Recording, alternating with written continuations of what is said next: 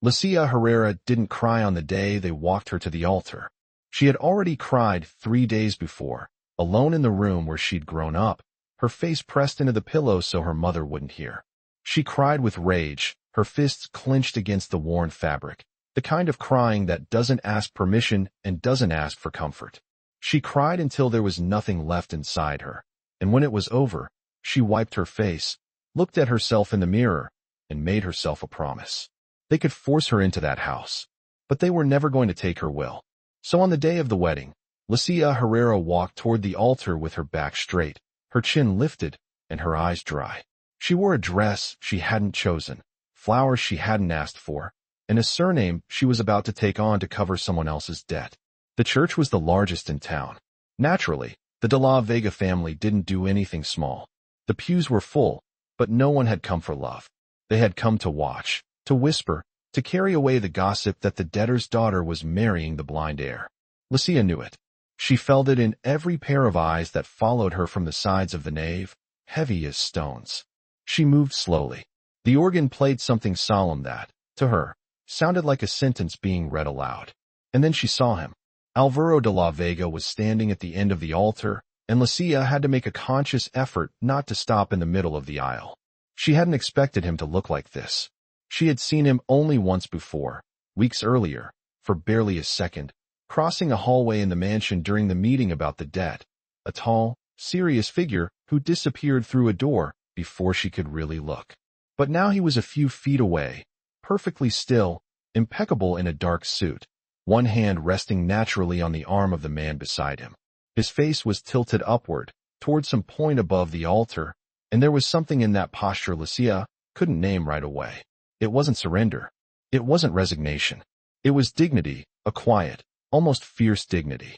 He was young, too young to look that composed. And he was, Lucia, and needed a second to admit it to herself, devastatingly handsome. No, she told herself. No. She kept walking. When she reached his side, he turned his head slightly, not toward her face, she would come to understand, but toward the sound of her, the soft rustle of her dress, her footsteps on the marble, the faint perfume the air carried to him. And then he did something Lucia hadn't expected. He offered her his hand. Not awkwardly, not uncertainly, with the same calm he carried in the rest of his body. His palm open, extended toward her, waiting. Lucia took it stiffly, her fingers tense as wire. And at the first touch of her skin, he closed his eyes for an instant. Just an instant. As if he had just received something he hadn't known he was going to receive. The priest began to speak. Lucia heard none of it. Her eyes were fixed straight ahead, her jaw tight, counting the seconds. Then, between one line of the priest's words and the next, Alvaro leaned slightly toward her, just enough for his voice to reach her low, almost private, meant for the two of them alone. "Forgive me," he said. "I know you're not here by choice." Lucia didn't answer. She hadn't rehearsed for that. She had rehearsed for coldness, for contempt, for a powerful man treating her like exactly what she was, a transaction. She had built walls for that man. She hadn't built any walls for a man who would ask her forgiveness at the altar. And yes, dear listeners, some marriages begin with flowers, promises, and champagne. This one began with a debt, a threat, and a bride who, that very morning, had seriously considered setting the bouquet on fire. Love, as always, choosing the least normal entrances. If you already want to know how this story ends, drop a like and subscribe to the channel, because this story is just getting started, and there are loves that aren't seen, but felt. But to understand how they got here, we have to go back 9 years. The day Alvaro de la Vega lost his sight, the sun beat down hard on the fields, and the horses smelled like warm earth. It was an afternoon in May. He was 15, and he had the whole world at his feet. That's not an exaggeration, it was literally true. Heir to the most powerful family in the region, a writer since he was 7, a brilliant student who could read Cervantes aloud without stumbling over a single line. The men who worked the de la Vega estate greeted him with genuine respect, not just out of fear of his last name.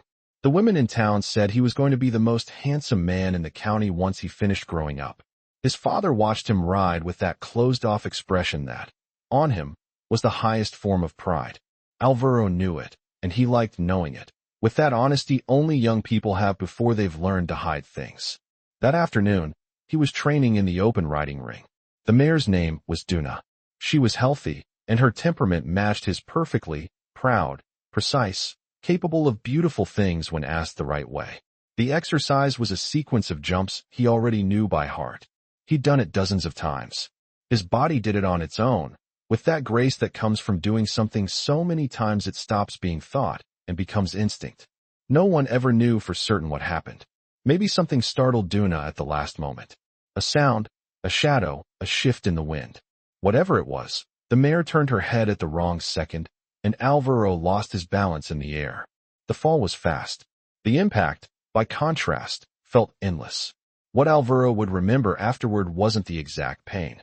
He would remember the sudden silence. The sky that was there 1 second, and then simply wasn't. And the ground rising up to meet him before he could do anything about it. Then nothing. Then voices, so many voices. His mother's voice above all the others, broken in a way he had never heard before. The hospital, lights coming and going. Doctors speaking to each other with that technical precision that has something cruel in it when you're the one lying on the table. And finally, the young doctor who sat down in front of his parents and said what he had to say. Severe damage to both retinas. Irreversible. Total loss of vision. His father listened in silence. His mother made a sound Alvaro would remember for the rest of his life. He was lying in the bed with his eyes bandaged, and he heard all of it perfectly. And the first thing he thought, before the fear, before the anger, before anything else, was, "They're never going to look at me the same way again." He was right. The months that followed were a slow, brutal transformation in the way the world related to him. People who used to look at him with pride now looked at him with pity. The men on the estate, who used to greet him eye to eye, now lowered their gaze, as if looking at him had become uncomfortable. The friends he had stopped visiting, little by little, first with excuses, then with the plain silence of people who don't know what to say and choose to say nothing. And his father, Don Rodrigo de la Vega, was not a man who showed his emotions. But Alvaro learned, in those months, to read him through other channels. The way he entered a room without sitting down. The estate meetings he stopped being invited to. The way his father began talking about the family's future without including him in the sentence. They had quietly written him off the map. No direct conversation, no confrontation, because Don Rodrigo never did anything head-on when he could do it sideways. His mother, on the other hand, loved him with an intensity that sometimes suffocated him. She overprotected him, organized his life, chose his clothes, arranged his schedule, cleared the path before he could even try to walk it himself. Alvaro loved her, and sometimes wished she were miles away. What nobody in his family understood, not his cold father, not his controlling mother, was that what hurt him most wasn't the darkness. The darkness was simply a fact, a new reality he had to learn to live in. What was slowly, silently destroying him was that everyone had decided his life ended at 15. That the accident had split it into a before and an after, and that the after was some kind of diminished existence to be managed carefully, with gloves, with soft voices, with sideways glances. Alvaro learned Braille. He learned to use voice software, screen readers, the apps for the blind that already existed and the ones that kept appearing over the years. He learned to move on his own through the mansion, through the gardens, through the paths of the estate he had walked his whole life.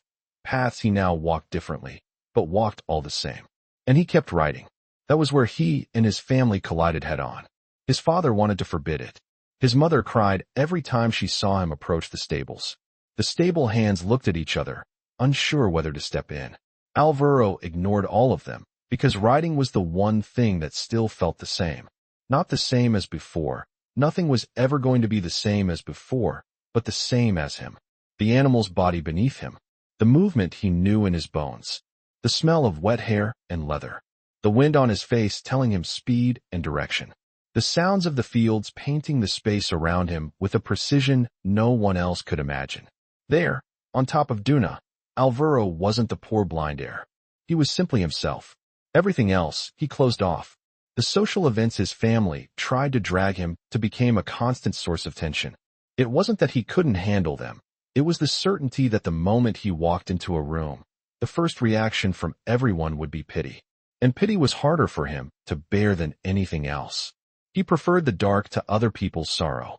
That's how he reached 24. Intelligent, capable, full of an inner life nobody bothered to get to know, and completely alone. While Alvaro was learning to live in his darkness, 7 miles from the de la Vega mansion, in a small house surrounded by land that got harder to maintain every year, an 11-year-old girl ran barefoot between the rows of wheat, shouting to her father that the harvest was coming in bad. "Papa, it smells different. It smells like not enough water." Her father, who had spent his whole life in those fields and understood exactly what his daughter was telling him, looked at her with that mix of pride and disbelief that children give you when they turn out smarter than you expected. "Go on home, Lucia. It's coming in bad, Papa." It came in bad, just like she'd said. That was the first lesson of Lucia Herrera's childhood, that you could be right, and that being right didn't always change anything. The second lesson came at 14, when she truly understood her family's financial situation. Not because anyone explained it to her, but because she started hearing the conversations her parents had in low voices when they thought she was asleep. The debt to the de la Vegas wasn't a number at first, it was a presence. A weight that crept into every conversation, that changed her father's mood, that made her mother go over the numbers in the ledger with an expression Lucia learned to fear. Over time, she understood the details. The bad harvests had been the beginning, yes, but Don Rodrigo de la Vega wasn't the kind of man who simply lent money. He was the kind who lent it with interest rates that grew in conditions that shifted, with clauses nobody fully understood until it was too late. Lucia's father was a good man. He wasn't a clever one, and Don Rodrigo collected good men as debtors, not just the Herreras. Across the whole region, there were families who owed him something. Money, favors, silence, obedience. He had built his power with the same patience it takes to build a trap, slowly, so no one could ever point to the exact moment the wire closed. Lucia started getting into the numbers at 16. At first, her father resisted, with that mix of pride and love that made it hard to tell how much was genuine and how much was fear. But Lucia was persistent and convincing, and she had a clarity with numbers that sometimes unsettled people. By 18, she was negotiating directly with suppliers. She caught one distributor who'd been overcharging them for 2 years. She confronted him, got a partial refund. Her father looked at her like he barely recognized her. By 20, she was— Alvaro nodded slightly, turned to leave, and in that turn, Lucia had the strange sensation that he had noticed she was there. Not the way someone notices a person looking at them, differently. A small tilt of the head, a fraction of a second of attention turning toward where she sat. Then he disappeared the way he'd come. Lucia didn't ask anyone who he was. She had a suspicion, and she didn't want it confirmed in that room, with Mercedes watching her. But she remembered him. What Mercedes did, after the Herreras left, was go to her room and sit by the window for a long time. She had seen what she needed to see. The girl hadn't lowered her head, hadn't trembled, hadn't begged. She had corrected a number with the same calm you'd use to correct a student who made a mistake on the chalkboard. And she hadn't looked at Alvaro with pity. That was what decided everything. Not the pity that was missing, the absence of it. Mercedes thought about her son, locked away in that mansion with his audiobooks and his horses and his wounded pride that he didn't know how to heal. She thought about all the years since she'd heard him really laugh. She thought about the fear that ate at her, that Alvaro would end up alone forever. Not because he couldn't have a life, but because he'd come to believe no one would ever choose to stay. And she made a decision that was, at the same time, an act of love and an abuse of power. Both things at once, with neither one canceling out the other. The proposal arrived 2 weeks later in a letter, short, formal, almost surgical in its precision. There was one way, and only one, to settle the debt completely, a marriage between Lucia Herrera and Alvaro de la Vega. Lucia read the letter 3 times. The 4th time, she didn't read it. She just held it in her hand and looked out the window at her parents' land, that stretch of red, worked earth that was everything her family had, and everything they stood to lose. Her father didn't tell her she had to do it. He told her he'd find another way. In a voice broken by the fact that he knew there wasn't one, Lucia folded the letter. "Tell them yes," she said. And she went to her room to cry for 3 days before the wedding. The reception was long, loud, perfectly organized, and completely beside the point to the 2 people it was supposedly for. Alvaro went through every formality with an impeccable courtesy that Lucia was slowly learning to read. It wasn't indifference. It was armor. The same kind of armor she was wearing, except his was older and far more practiced. When they finally withdrew, between murmurs and the stares of guests that Lucia felt like needles on the back of her neck, and the bedroom door closed behind them, the silence that filled the room had a strange quality. Not uncomfortable, exactly. Dense. Alvaro stood still for a moment, orienting himself. Lucia watched him make that silent calculation, the position of the furniture, the distance to the window, the shape of the room, with an efficiency so quiet that if she hadn't been paying attention, she wouldn't have noticed it at all. He took off his jacket and set it over the back of a chair with a precision that told Lucia he knew exactly where that chair was. "There's a sitting room next door," he said, without turning toward her. "If you'd rather, I can stay there tonight. This week. As long as you need." It took Lucia a second to process that. Why would you do that?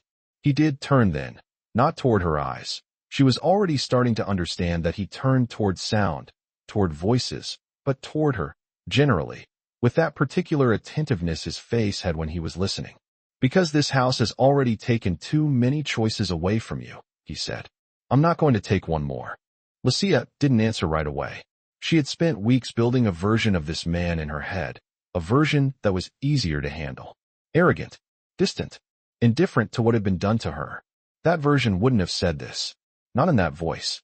Not with that calm, which wasn't coldness, but something else, something she didn't have a name for yet. "I'll stay," she said. He nodded, finally. "Good." They stayed quiet another moment. Lucia sat on the edge of the bed. He stood by the window with his hands in his pockets, and she had the distinct feeling that he was calculating something else now, not the space this time. Something else. "I can hear when you're nervous," he said suddenly. "I'm not nervous. You're breathing differently." Lucia opened her mouth, then closed it. "That," he said, and there was something in his voice that might have been humor, just barely at the edge of it. Exactly that. That night, nothing happened that the world expected to happen. They slept in the same room, in the same bed, with a distance between them that was physical and everything else, too. But before the silence turned into sleep, Lucia heard his voice in the dark. "Lucia." "What?" "Tomorrow, if you want, I can show you the estate. The fields, the stables." A pause. "I understand if you're not interested." Lucia looked up at a ceiling she couldn't see in the dark. "I'm interested," she said. The sun was still low when Lucia came down to the library. Alvaro was already there, sitting at the desk with headphones around his neck and a cup of coffee in his hands, listening to something on the screen reader that he switched off the moment he heard her come in. "Good morning," he said. "Good morning." Lucia sat down across from him, placed her hands on the table, and took a breath. "Before we look at anything about the estate, there's something else I need to see." He waited. "My parents' debt." She said it directly, no detours, in the voice of someone who'd been holding on to that sentence for weeks. "I want it written down, signed, and sealed as canceled." Before any other conversation, Alvaro wasn't offended. He didn't frown, didn't make the face powerful men make when someone treats them like they might lie. He just nodded. "It's the right thing to do," he said. "That's not a question." "I know." A brief pause. "The lawyer will come tomorrow. I'll tell him to bring the cancellation document as the first priority." He lifted his head slightly, toward where she was. "If my last name was used to trap you, the least it can do now is set your family free." Lucia looked at him for a moment, searching that calm face for irony, for condescension, for the shadow of someone giving in because he had no other choice. She found none of it. She found someone who understood exactly what she was telling him. The lawyer arrived the next day. Lucia was present for the entire meeting, which was clearly not the custom in that house. The man, gray-haired, decades in service to the de la Vega family, glanced at her more than once with an expression that mixed surprise and discomfort. Alvaro didn't let him beat around the bush. "The first item," he said, with the same calm as always, "is the formal cancellation of the Herrera family's debt. Complete. No outstanding conditions. I want the document sealed today." "Of course, Don Alvaro, but we'll need to review the terms of the original agreement." "Today," Alvaro repeated. The lawyer went through his papers. Lucia said nothing, but under the table, her fingers pressed into the fabric of her skirt. When the document was signed and sealed, Lucia took it with both hands, read it twice, then folded it carefully and slid it into the inner pocket of her jacket, close to her chest. "Thank you," she said, looking at Alvaro. He inclined his head slightly. It's the least I could do. That afternoon, Lucia wrote a letter to her parents, short, plain, just the facts. The debt was canceled. The land was theirs. They could stay. She held onto the envelope for a moment before handing it to the servant to deliver, not because she doubted what it said, but because in that moment she realized she had just kept the one promise she'd made to herself before the wedding. Everything else, she still didn't know what it was. 2 weeks after the wedding, Alvaro called the lawyer back a second time. Lucia assumed it was something about the records, but when she walked into the library and saw a different document on the desk, shorter, with her name at the top, she stopped. What's this? A formal authorization, Alvaro said. So you can review the accounts, sign contracts, and take part in running the de la Vega estate, with full legal standing. A pause. Your signature next to mine, carrying the same weight. Lucia didn't say anything for a moment. You don't have to do this. I know. He turned his head slightly toward her. But I don't want you working from the shadows. If you're going to carry this with me, your name needs to be where it belongs. Lucia stepped up to the desk and read the document slowly, line by line. It was exactly what he'd said. Clean. No tricks, no hidden clauses. She signed. And from that day on, her name appeared on every important paper of the de la Vega estate. The first days had been a constant, quiet negotiation between the two of them. Lucia learned the layout of the mansion. It was huge, but it had a logic, and Alvaro explained it to her with a precision that was also a way of sharing his world with her. He, in turn, learned the sound of her different footsteps, the ones when she was thinking, the ones when she was angry, the temperature of her voice when something worried her, the specific silence she made right before she was about to say something difficult. The de la Vega estate was vast and beautiful and badly run. Lucia picked up on it within days, not all at once. The details added up. A supplier charging more than agreed, buried in the records Alvaro read aloud to her every night. A foreman slow to account for things, whose explanations never quite added up. A shipment of cattle that, according to the papers, had been sold at a price that didn't match the market at the time. Tell me, Alvaro said one night, with the papers spread out in front of her in the library. Is someone stealing from us? Silence. How much? He asked. I don't know yet. A lot. He leaned back in his chair with that posture Lucia already recognized, the one he used when he was working through something serious, head tilted slightly, fingers still on the armrest. The foreman, probably. Not just him. I need you to read me every record from the last year. All of it. We start tomorrow. They spent weeks working together in the library every night, Lucia reading columns of numbers, Alvaro listening with a concentration that sometimes left her speechless. He remembered figures from conversations months old.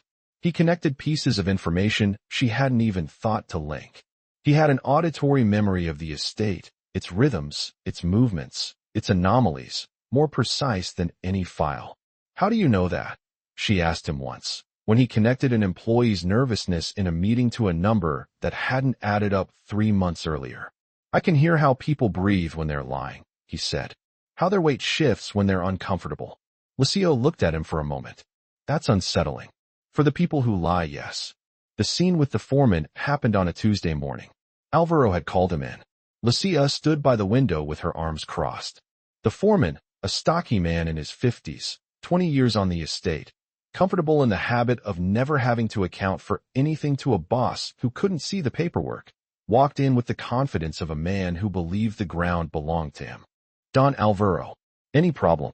There's an irregularity in last year's cattle sale records, Alvaro said, with the same quiet calm as always. 3 shipments that, according to the paperwork, sold at what you reported as market price. But that wasn't the market price at the time. It was 18% above it. The foreman glanced at Lucia. She said nothing. She held his gaze.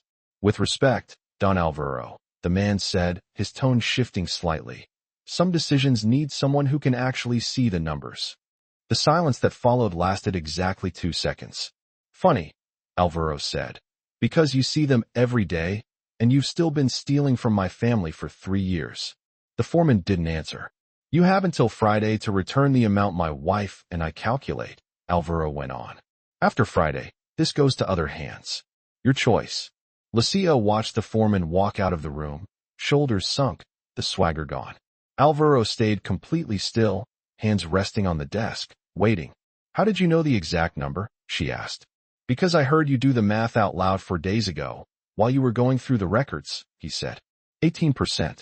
You said it under your breath, almost to yourself. But you said it. Lucia needed a moment. You hear everything? Everything, he confirmed.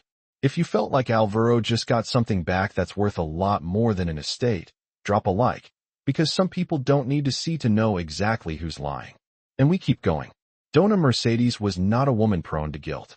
She'd lived too many years making hard decisions for guilt to settle in easily. But guilt doesn't always ask permission. The first time she really felt it was a week after the wedding. She was walking down the east hallway when, through the half-open library door, she heard Lucia's voice reading aloud. Numbers, columns of figures, and then Alvaro's voice asking questions, connecting details, engaging with an energy Mercedes hadn't heard from him in years. She stopped without meaning to. She listened. Her son was laughing at something Lucia had said. A short laugh, genuine, without the effort of the laughs he produced at social events to make everyone else comfortable. A laugh that sounded like him, like the 15-year-old boy he'd been before the accident. Mercedes kept walking, but something had shifted inside her. The second time was an evening in the garden. Lucia was alone, sitting on the stone bench under the olive tree, holding a letter. Mercedes watched her from the gallery without Lucia noticing. The girl read slowly. Then she folded the letter, held it against her chest for a moment with her eyes closed, and when she opened them, there was something on her face Mercedes recognized. The relief of someone who can finally set down something they've been carrying for far too long. That letter, Mercedes learned later, was the confirmation that the Herrera debt had been canceled. And in that moment, sitting on the gallery, watching that young woman she had brought into her house like a piece on a chessboard, Mercedes felt the full weight of what she'd done, with a clarity she could no longer look away from. She had used this girl. She had chosen her. Yes, with a genuine instinct that this was exactly what Alvaro needed. But she had chosen her without asking, without giving her a choice, with the power of someone who could do it, and did. The ends didn't justify the means. She had always known that, really. She just couldn't keep looking away from it anymore. Desire arrived without either of them announcing it. That's usually how the things that matter arrive. For Lucia, it was gradual, and it was irritating. Irritating because she hadn't planned it, because it contradicted the anger she'd walked into that house with, because every time she noticed what she was feeling, she had to make a conscious effort to ignore it. She noticed it in small things, the way he tilted his head slightly when he listened to her, with an attention so complete it made her feel like nothing else in the world mattered. The way his hands moved when he explained something, big, certain hands, with a tactile precision that gave every gesture a particular weight. His voice, above all his voice, low and clear, with the strange effect of making whatever he said sound more important than it would have in anyone else's mouth. For Alvaro, it was different. He didn't experience it through sight, but he experienced it through everything else. The warmth of her when she was close. The specific temperature of her hand when it brushed his by accident over the desk. The sound of her breathing, which he'd learned so well it was often the first thing he found when he walked into a room. The scent she carried, not perfume from a bottle, just her, something to do with the fields and soap and something else he couldn't name. And the way she talked to him. That, maybe, more than anything, because Lucia Herrera was the only person in his adult life who spoke to him without adjusting her tone, without that glass-careful softness people used around him, as if ordinary words might hurt him. She argued with him when she disagreed. She told him directly when something seemed wrong. She laughed at the things he said without that beat of hesitation everyone else had. She treated him like he was still whole. He didn't know how long he'd been waiting for that. One rainy Sunday, months after the wedding, the two of them were in the library. She was reading aloud. He was listening. There was something about those rainy afternoons that had become one of the calmest spaces Alvaro could remember. "Alvaro," she said, lowering the book. "Can I ask you something?" "Yes." "What were you like before the accident?" He took a moment, not because the question made him uncomfortable, but because no one had ever asked him that way before. Direct. No detours. None of the false gentleness that turned a question into something else. "Simpler," he said finally. "The world had more surface. Do you miss it?" "I miss some things." A pause. "I don't miss who I was." I was pretty arrogant. Lucia let out a sound that might have been a laugh. That's funny, he said. Why? Because you still are. You just hide it better now. He went quiet for a second, and then he did something Lucia hadn't seen him do before. He smiled. Not the polite smile from social events. A real smile, one that changed his whole face. Maybe, he said, there was a man in town, the son of a merchant, who had courted Lucia before the wedding. His name was Marcos. He was handsome in a simple, kind way. And when Lucia went back to visit her parents for the first time, to see with her own eyes that the land was still theirs, that the letter she'd carried against her chest for weeks was real and not a dream, she ran into him in the plaza. Marcos stopped. So did she. Lucia, he said, in the voice of someone who'd rehearsed what he was going to say and still had it come out different. Are you all right? I'm fine, Marcos. If you ever need anything.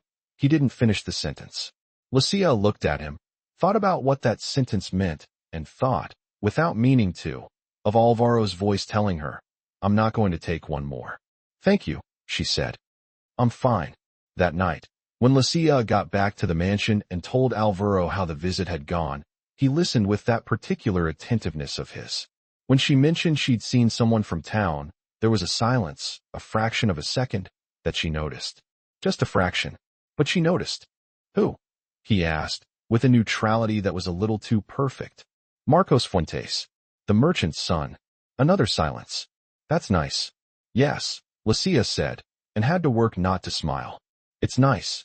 It wasn't a conversation Lucia went looking for.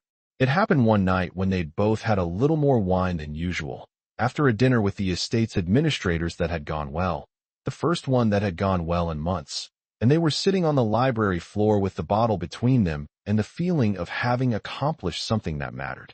Can I ask you something? Alvaro said. You always ask if you can ask, and then ask anyway. It's a courtesy, a ritual. Lucia said. But yes, ask. He took a moment. Did you ever wonder how I ended up here? In this marriage. Lucia didn't say anything. She waited. I don't have, he said slowly, experience with this. With any of this. The estate, the people, he said, women. A pause. You. Lucia looked at him. His head was tilted slightly, the way it was when he was on uncertain ground but refused to back away from it. No one, he said, ever wanted me without pity. After the accident, the world decided I wasn't a man you wanted, I was a man you took care of. A man you felt sorry for. And I let them decide that, because it was easier to shut myself away than to keep insisting on being something nobody could see anymore. Lucia didn't interrupt. I don't know how you're supposed to touch a woman without scaring her, he said. I don't know how to want someone without it looking selfish. I don't know how to ask for something I never let myself believe anyone would want to give me. The silence that followed wasn't uncomfortable. It was the silence of things finally settling into the space that belonged to them. And do I scare you? Lucia asked. He took a moment before answering. The opposite, he said. That's worse. Lucia set her glass down on the floor. She sat there looking at him for a moment. This man, who had shut himself away in the dark, not out of weakness, but out of wounded dignity, who had learned to read the world through other senses, and sometimes read it better than people with all of theirs intact, who had told her, on their first night, I'm not going to take one more. Then don't make it perfect, she said. Make it honest. What happened that night wasn't rushed, and it wasn't clumsy. It was slow and careful, and full of the kind of tension that comes from two people finally allowing themselves something they'd been wanting for a long time. He touched her like he was learning a language that didn't exist in any book. Lucia guided his hand to her face once, and felt him hold his breath at the contact, as if that simple gesture were something he had been waiting for without ever letting himself know he was waiting. Lucia, he said, very quietly. I'm here, she said, and everything that had been building between them for months dissolved into the dark. When dawn painted the library windows in soft gold, Lucia awoke before he did. She watched him sleep for a moment, his face unguarded, without the armor he wore the rest of the day. Younger. More him. She thought about the girl who used to run barefoot between the rows of wheat, telling her father the harvest was coming in bad. She thought about the woman who had folded a letter and said tell them yes, in the voice of someone closing a door so her parents wouldn't lose what was theirs. She hadn't planned any of this. None of it. And yet, there are stories that begin where they shouldn't, and end up exactly where they were always meant to. This was one of them. Don Rodrigo de la Vega was not a man who lost control of his properties without doing something about it. For months, he'd watched from a distance as his son and that girl took back real control of the estate. The corrupt suppliers had been replaced. The foreman had paid back what he owed and been let go. The staff spoke about Don Alvaro with a respect that hadn't existed before. And Lucia was part of every major decision.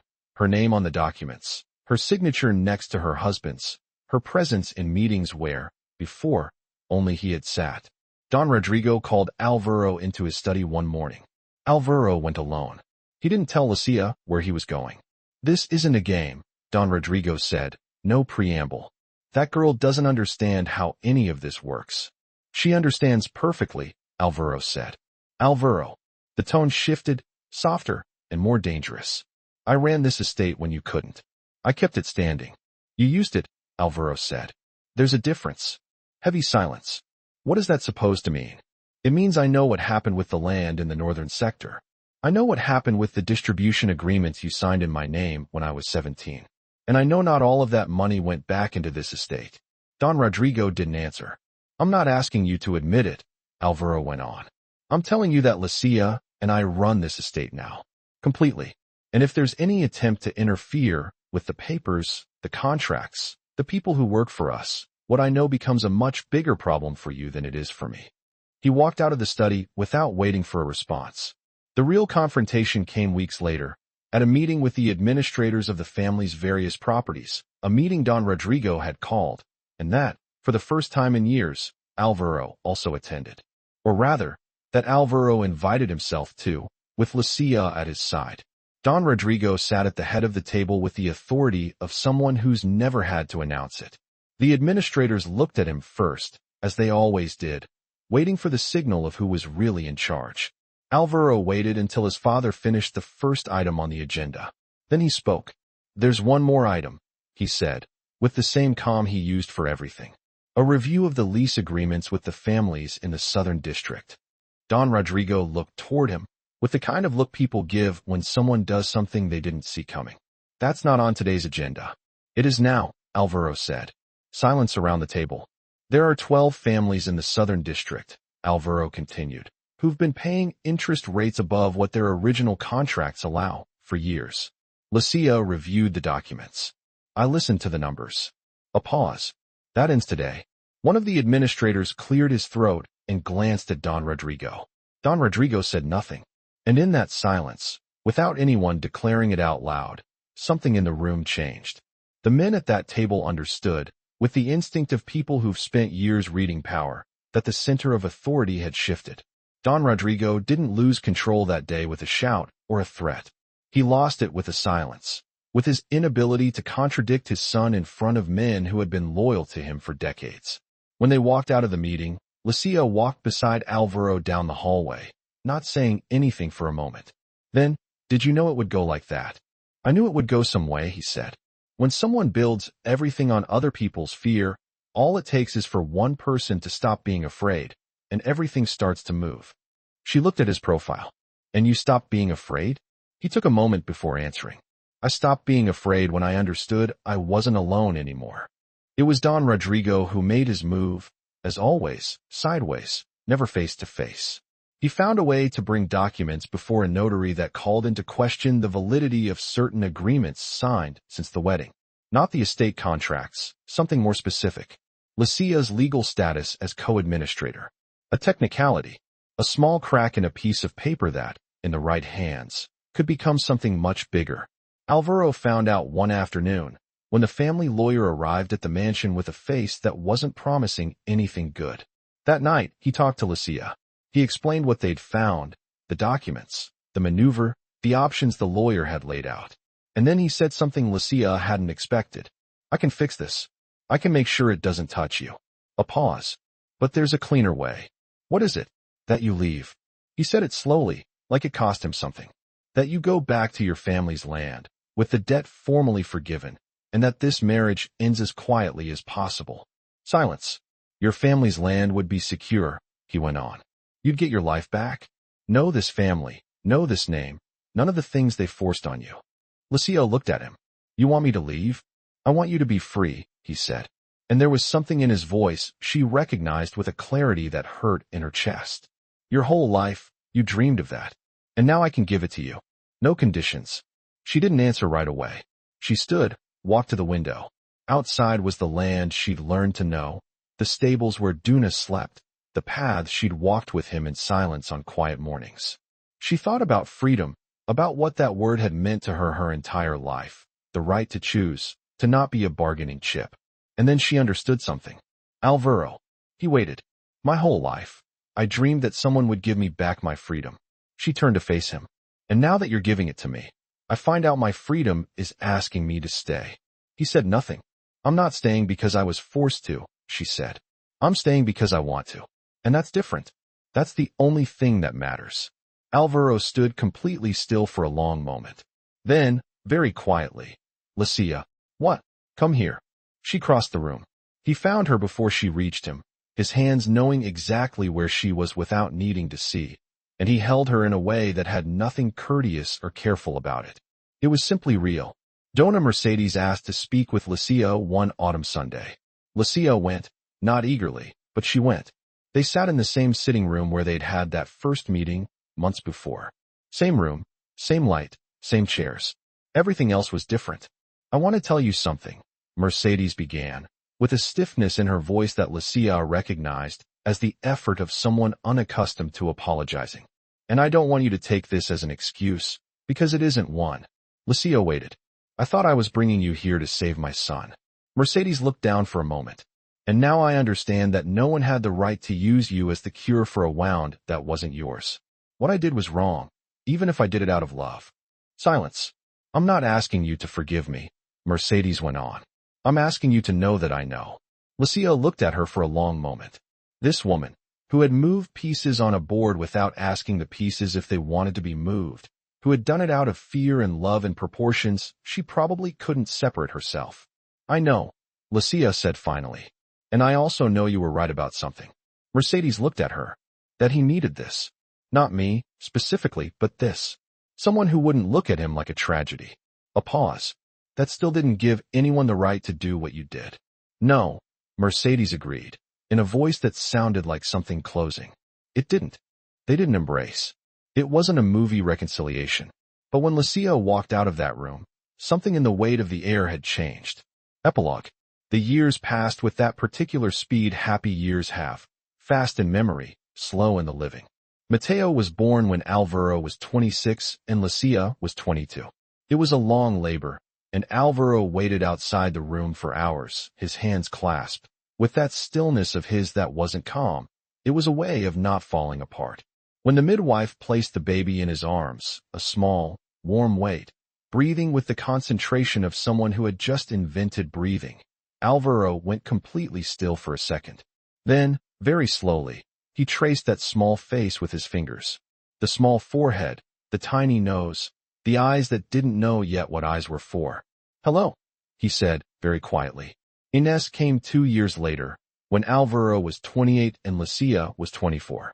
From the time she was tiny, she had a way of approaching horses, slow, fearless, with the same patience as her father, that made the animals lean their necks toward her, as if they recognized one of their own. Clara came when Alvaro was 31 and Lucia was 27, the youngest, the one who inherited her mother's laugh, the kind that filled a room without asking permission, and her father's silences. The de la Vega estate thrived. The staff spoke of Don Alvaro and Dona Lucia together, the way people talk about one thing made of 2 parts. She was the one who caught problems before they arrived. He was the memory, the strategy, the voice that negotiated with the calm of someone who has nothing left to prove.